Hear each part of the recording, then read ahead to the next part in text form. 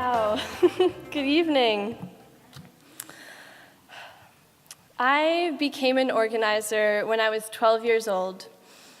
My grandpa and I spent a summer walking along the dirt roads that encompass my grandparents' home in rural Maine, diligently collecting petition signatures.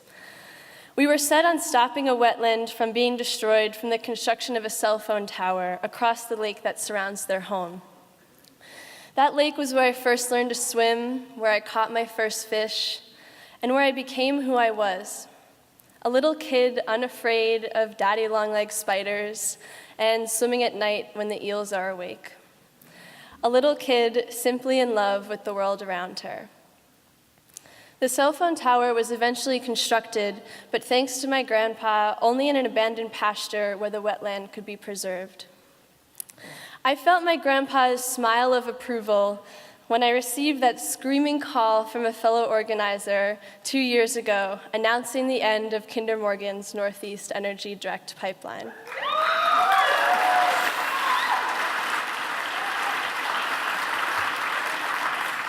Communities all across New England had spent 2.5 years fighting this project on the legal, regulatory, and grassroots levels. As you got to see in the film, the pipeline has been defeated, no strings attached. And there's a reason why the victories in this movement don't go viral. Our government doesn't want us to know and to understand the depth of our collective power. They don't want us to know that when we organize, we win. We are a threat to the status quo.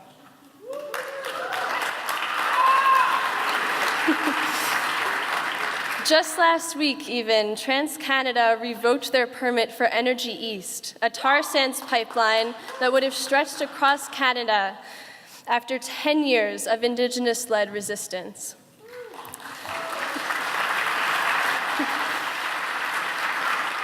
There's the Palmetto Pipeline in Georgia and South Carolina, the Southeast Market Pipeline in Florida, the Jordan Cove Export Terminal in Oregon, the Seneca Lake Gas Storage Facility in upstate New York, and so many more, all projects defeated by grassroots resistance.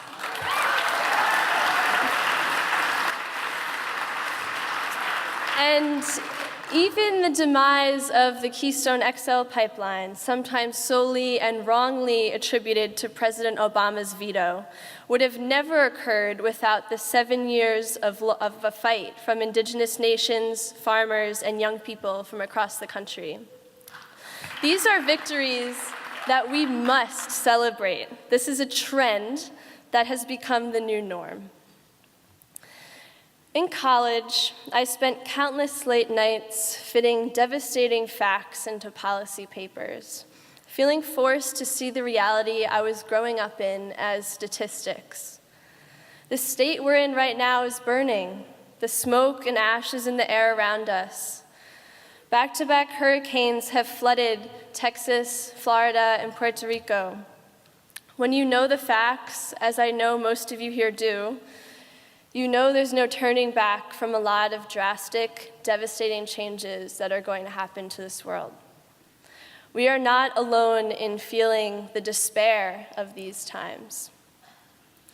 I've begun to see my grief for this problem as an anchor, rooting me firmer and deeper into this work and pushing me to strive for more victories.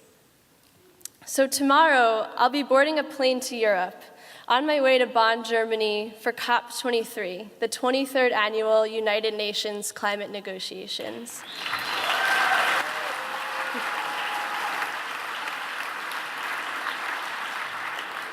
Joining me there will be my teammates on the Sustain Us U.S. Youth delegation that I've had the honor to lead.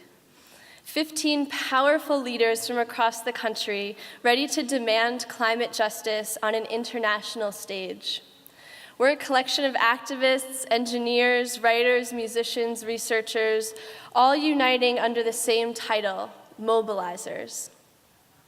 We are relentless, dedicated young people who are taking matters into our own hands, not waiting for a politician to save us. COP23, bring it on.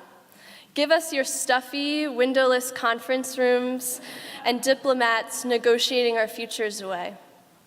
We'll fight back with our humanity, confrontational and creative demonstrations, and our unwavering dedication to a world where justice is at the core of our decision-making.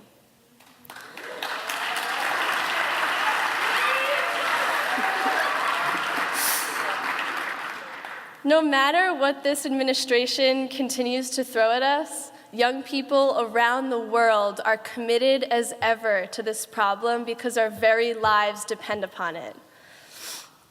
I invite all of you to follow the journey we're embarking on by visiting sustainus.org/COP23 or follow us on Instagram at sustainus. But more importantly, I encourage you to join us in action.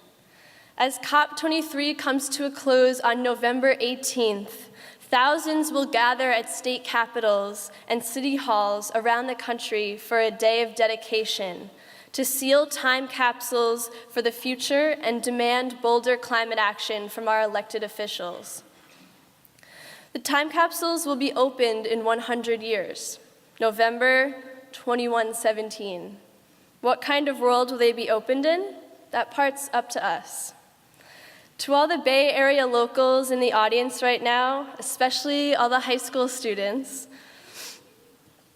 if you want to be a part of this action, I encourage you to attend the Sunrise Bay Area training this Saturday in Oakland.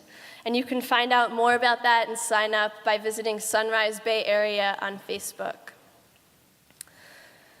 In this work and in my life, my ultimate goal is to build a vibrant, unstoppable, youth-led climate justice movement that changes the course of history. And indeed, it already has.